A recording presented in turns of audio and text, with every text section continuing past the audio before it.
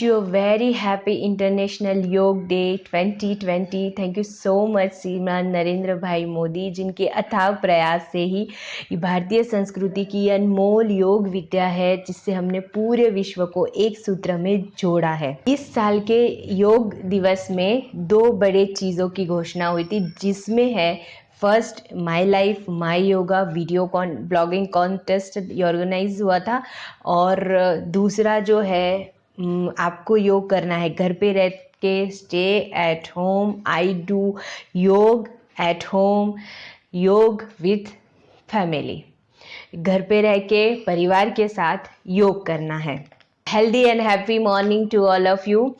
My self Neelam, welcome to my YouTube channel yoga Neelam. आज के इस वीडियो में मैं आपको बताने वाली हूँ कि what is the biggest misconception of योग। योग सही में क्या है और हमें क्यों करना चाहिए, उसका मेन जो ऑब्जेक्टिव है वो क्या है, मेन पर्पस क्या है, उसके बारे में मैं आपको बात करूंगी। उसके लिए मैं आपको कुछ सूत्र है जो उपनिषद के है, कुछ महर्षि पतंजलि के योग सूत्र में से, और दो जो है मैंने भगवत गीता में से लेके आपको मैं समझाने का प्रयास करूंगी।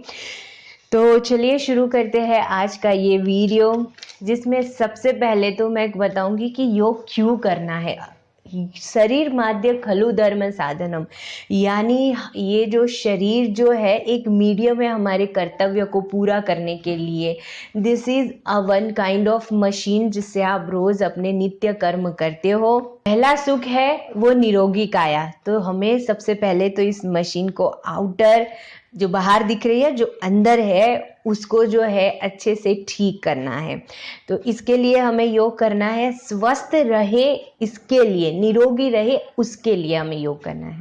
पर ये इतना आसानी से नहीं होना है, तो उसके लिए क्या करना, अथ योग अनुशासनम। जो शासन होता है दूसरों के ऊपर लगाया जाता है, जबरदस्ती वाला होता है, ऑर्डर के फॉर्म में होता है। और ये जो अनुशासन की बात होती है वो होता है सेल्फ डिसिप्लिन की।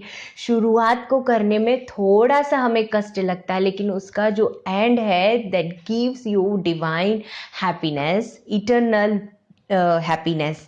तो ये हमने जो हजारों सालों पहले जब आप शिक्षा जब शिक्षा दी जाती थी योग की, तब उसके काफ़ी सारे नीति नियम का पालन करना पड़ता था। मिताहार का उसमें वर्णन है, क्या आहार लेना चाहिए, ब्रह्म मुहूर्त में उठना चाहिए, बहुत सारे ऐसे जो डिसिप्लिन है जो फॉलो करने पड़ते थे हमें अपने लिए आगे की ये जो प्रोसेस है उसमें एंटर होने के लिए।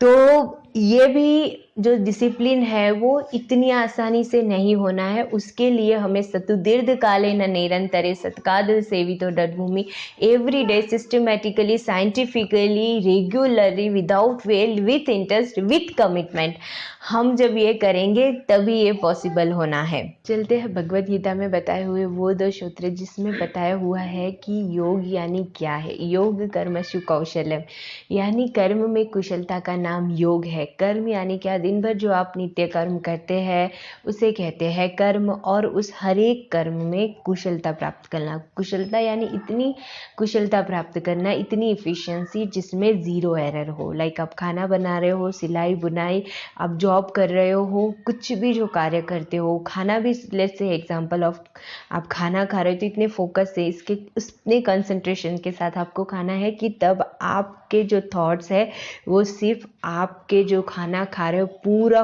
कॉन्शियस होके उसी के ऊपर आपका जो है माइंड बना रहे। ऐसा हो सकता है, यस दैट इज हैपन।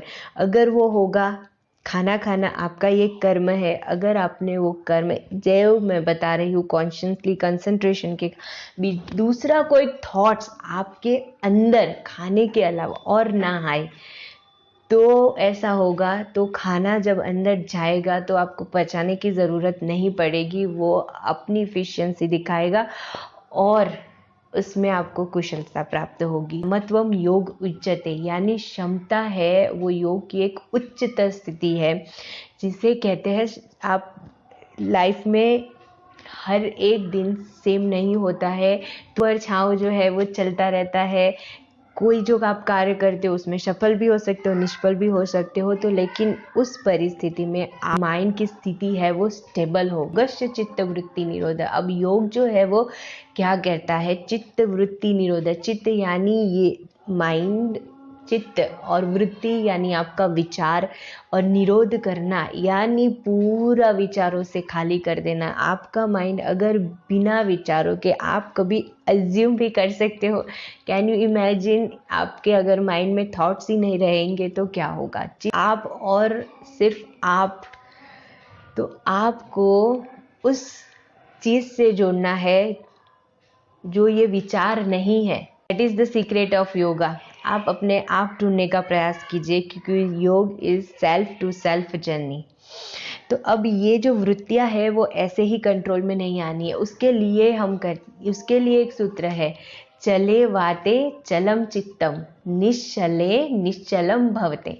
यानी कि जब माइंड स्टेबल होता है तब ब्रीथ भी स्टेबल होता है। जहाँ जहाँ ब्रीथ जाता है, जब वहाँ वहाँ माइंड जाता है, और जहाँ जहाँ मन जाता है वहाँ वहाँ ब्रीथ की गति होती है। तो उसको स्टेबल करने के लिए हम करते हैं प्राणायाम, ना कि चेहरों पे चमक लाने के लिए, और ना कि हमारे वज़न को घटाने के लिए, या बाकी सारी जो चीज़ें बताई जाती है उसके लिए नहीं। इस चीज़ के लिए हम योग करना है।